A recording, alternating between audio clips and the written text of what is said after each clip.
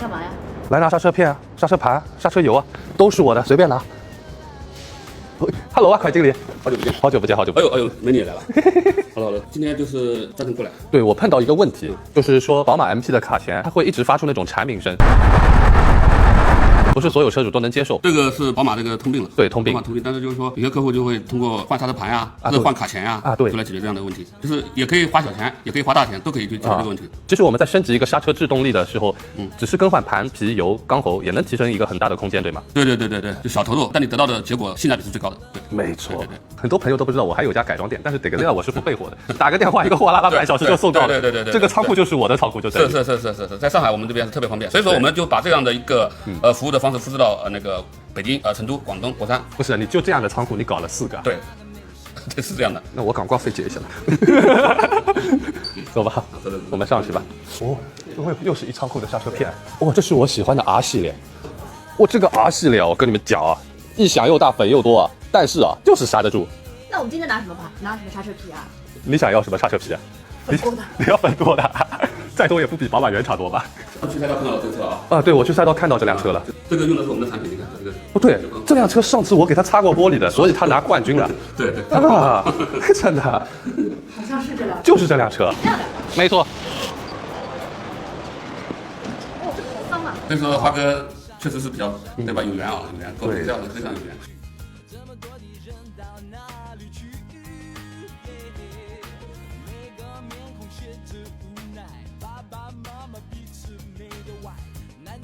回到我们那个宝马 MP 卡钳的那个话题啊，它那个孔，它要么不打，要么打穿，它打一半，就空气压缩之后就很容易听到那个叽叽叽，特别是你靠在隧道里面或者高架边上，开快了之后很明显。对，有些人有强迫症的他是受不了的。然后我们就通过更换一个滑线盘或者一个大供盘打穿的那种，就会解决这个问题。对，它实际上它这种它有些它没打穿是什么？它就是说，你磨到那个孔没孔的时候，它就让你换，它可能也是起到一个警示让你去。孔没有了就换，就是对，很多都这样。是不是和这个一样？对，道理是一样的。对，你看这个，就和这个道理一样，这里是打穿的，然后这里留了几个孔没打穿。对，就磨到我看不见这个孔的时候，这个盘就得换。对，欧洲人比较怎么说？很多人他不知道盘的寿命，但是他磨到这个没有了，他就知道，就很容易理解嘛。这个滑线也是这个道理，就是磨到这个线没有，那你就要换了。不换就影响它的一个刹车安全距离了。其实我们可以看到啊，这个是刹车片的背板，这个是用来固定刹车片的。然后真正摩擦的嘛是通过这一块距离。对。但实际我们差不多磨到这个凹槽的位置，这个刹车片也可以换了。对。像一般我对刹车的要求就是脚感它要一直处于一个巅峰的。对。一般就是对脚感要求比较高的，可能磨个最多一大半就要换，一大半最多一大半。有时候就是磨个2/3最多了。对，很多都是这样。就有些客户就是说我磨到一半我就把这刹车片换了，因为刹车对于他的驾驶体验来说可能是比较重要的一个点。对。然后他一直想他的刹车脚感在一个他最舒适的点。对。当然有钱可以这样子干啊，像我这样的，我磨完我再换。OK， 我们这次换的，像 M 系列，它就是粉少，很多宝马车主都会选择 M 系列，它的刹车粉程包括它的刹车异响一直都会非常好，但是呢，它的脚感就会偏柔性那么一点，就会你踩多少它来多少，不太适合那些激烈驾驶的车主。当然这款系呢也不能拿来跑赛道日，所以我们 pass 掉。那我们就选择我最喜欢的 C 系列，又能跑赛道日又能日常驾驶，但是它的缺点呢？就粉比较多，但是也没宝马原厂多，异响会稍微大一点。但你开性能车，异响很正常，都能接受，对吧？你如果是那种普通家用车，原厂替换 ES 也是一个比较好的选择，价钱便宜，它性价比高，但是它的价格比 M 便宜。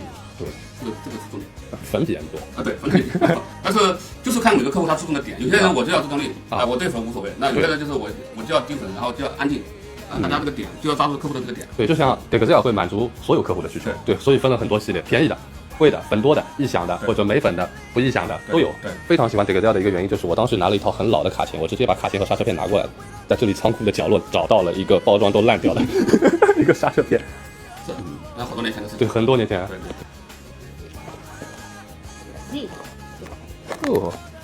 FS 的盘，高碳盘，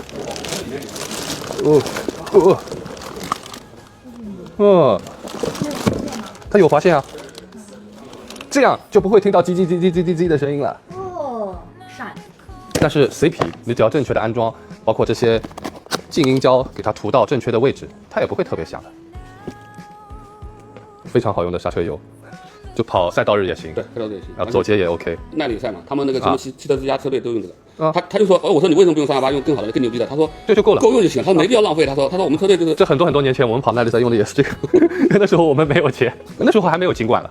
没有，对，以前是没有金管。这个一看你就懂了嘛，对吧？它的粘度，你看这个2436，这个才1468。你看民用的刹车油都是它的粘度就600多。为什么这个 LV 为什么600多？因为它的就是刹车油的运动粘度越稀的话，你踩的时候越容易推动活塞。你如果越粘的话，温度推不动啊，对，推不动，它就有点反应，有点迟钝。正常马路开车的话，用那种低粘度的会好一点。所以说，但是你这边要有一定的竞技的需求嘛，那我肯定就是这件328。对328。OK，对，好了，哎呀，好重啊，好重啊！老当益壮啊！后盘没后，哦，英雄本色啊！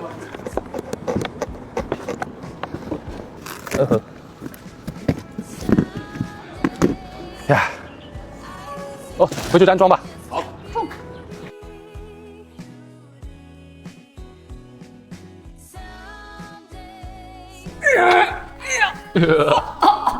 请看下集。